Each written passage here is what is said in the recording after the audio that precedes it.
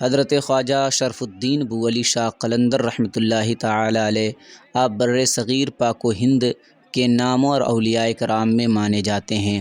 آپ کی ولادت بسعادت 605 ہجری بمطابق 1209 عیسوی کو پانی پت ہندوستان میں ہوئی۔ آپ کا نسب حضرت امام اعظم ابو حنیفہ رضی اللہ تعالی عنہ سے جا کر ملتا ہے۔ آپ نے اکتساب علم میں بہت کوشش کی، حدیث، فقہ، صرف نو، تفسیر میں اعلیٰ قابلیت حاصل کی، عربی و فارسی زبان میں عبور حاصل تھا۔ آپ نے جلد ہی تحصیل علوم ظاہری سے فراغت پائی۔ آپ تحصیل علوم ظاہری سے فارغ ہو کر رشد و ہدایت میں مشغول ہو گئے۔ مسجد قوۃ الاسلام میں وعظ فرماتے تھے اور یہ سلسلہ 12 سال تک جاری رہا۔ آپ کی بیعت و خلافت میں بہت اختلاف ہے۔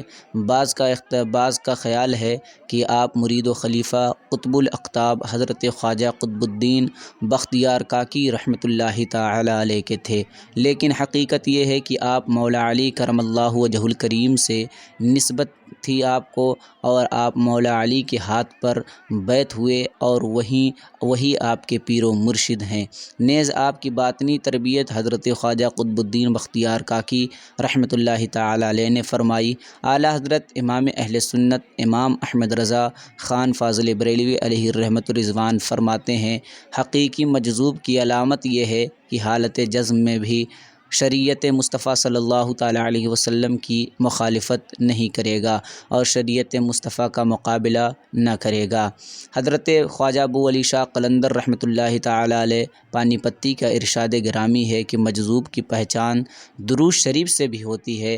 اس کے سامنے درود پڑھا جائے تو مؤدب یعنی با ادب ہو جاتا ہے۔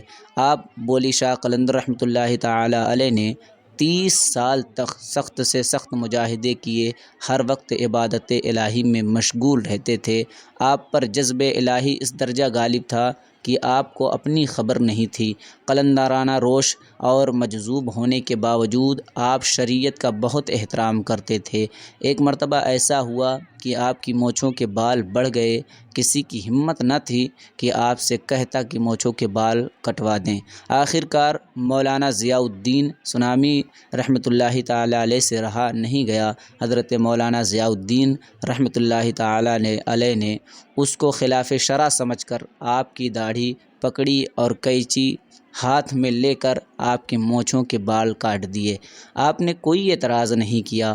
اس واقعے کے بعد آپ اپنی داڑھی کو چوما کرتے اور فرماتے، یہ شریعت محمدی صلی اللہ تعالی علیہ وسلم کے راستے میں پکڑی جا چکی ہے۔ آپ نے کئی کتابیں لکھی ہیں۔ آپ کی ایک کتاب حکم نامہ شرف الدین کے نام سے بہت مشہور ہے۔ آپ شاعر بھی تھے۔ آپ کا کلام حقائق و معارف، عشق و محبت کی چاشنی میں ڈوبا ہوا ہے۔ آپ کے خطوط مشہور ہیں۔ یہ خطوط آپ نے اختیار الدین کے نام تحریر فرمائے۔ آپ کے خطوط تصوف کا بیش بہار خزانہ ہے۔ آپ کے مرید اور خلفاء کا ایک سلسلہ تھا جو بر صغیر کے علاوہ عالم اسلام میں پھیلا ہوا تھا۔ دہلی کے حکمران علاء الدین خلجی اور جلال الدین خلجی بھی آپ کے حلقہ مریدین میں شامل تھے۔ حضرت ابو علی شاہ قلندر رحمۃ اللہ تعالی علیہ کا وصال 13 رمضان المبارک 724 ہجری بمطابق ستمبر 1324 عیسوی موضع کرنال میں ہوا۔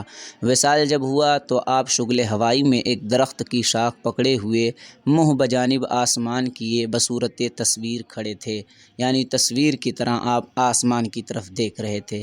جب آپ کا وصال ہوا تو حضور نبی کریم صلی اللہ تعالی علیہ وآلہ وسلم نے آپ کے وستاذ یعنی حضرت ابو علی شاہ قلندر کے وستاذ حافظ سراج الدین مکی کو خواب میں آ کر آپ کے جسم اطہر کو پانی پت لا کر دفن کرنے کا حکم دیا۔ جب حافظ سراج الدین مکی کرنال پہنچے تو لوگوں نے حضرت ابو علی شاہ قلندر رحمۃ اللہ تعالی علیہ کی تدفین کر دی تھی، یعنی حضرت کو قبر کے حوالے کر دیا تھا۔ تو حافظ سراج الدین مکی رحمۃ اللہ تعالی علیہ نے فرمان رسول اکرم صلی اللہ تعالی علیہ وسلم کے مطابق حضرت ابو علی شاہ قلندر رحمۃ اللہ علیہ کے جسد اطہر کو پانی پت لے جانے کی کوشش کی تو اہل کرنال نے یعنی کرنال والوں نے لے جانے سے منع کر دیا۔ تو حافظ سراج الدین مکی ایک مصنوعی جنازہ بنا کر پانی پت کی طرف یہ کہتے ہوئے چل پڑے کہ اگر آپ کامل ہیں یعنی آپ کامل ولی ہیں، کامل بزرگ ہیں تو خود ہی آ جائیں گے۔ تو اتفاق سے ایک امیر سیر کرتا ہوا وہاں آ نکلا، اس نے جنازہ دیکھ کر پوچھا یہ کس کا جنازہ ہے؟ تو بتایا گیا کہ حضرت ابو علی شاہ قلندر رحمۃ اللہ علیہ کا جنازہ ہے۔ تو اس نے زیارت کی خواہش کی، یعنی اس نے دیکھنا چاہا کہ کس کا جنازہ جا رہا ہے۔ جب خالی چارپائی سے کپڑا ہٹایا گیا تو وہاں حضرت ابو علی شاہ قلندر رحمۃ اللہ تعالی علیہ کا جسد اطہر موجود تھا، جسے پانی پت میں دفن کر دیا گیا۔ حضرت ابو علی شاہ قلندر رحمۃ اللہ تعالی علیہ کا مزار پرانوار پانی پت، موضع کرنال، بکوٹی، نزد پانی پت تینوں جگہوں میں مرجع خلائق ہے، یعنی تینوں جگہ مزار شریف بنی ہوئی ہے۔ یہ آپ کی ایک واضح یعنی بہت بڑی کرامت ہے، اور طالبین صادق تینوں مقام سے فیض حاصل کر سکتے ہیں، کیونکہ جس جگہ آپ ایک دفعہ بیٹھ گئے وہ جگہ قبلہ گاہ خلائق ہو گئی۔ تو قبر انور کا مرتبہ تو اللہ اکبر، آپ کے روضہ مبارک اور اس سے متصل مسجد کو مغل شہنشاہ کے فوج کا ایک افسر تھا، اس نے بڑی عقیدت و محبت سے بنوایا تھا، تیار کروایا تھا، جس کا نام مہابت خان تھا۔ اور مہابت خان کی سفید سنگ مرمر سے بنی قبر بھی سید ابو علی شاہ قلندر رحمۃ اللہ علیہ کے روضہ انور کے قریب میں ہی ہے۔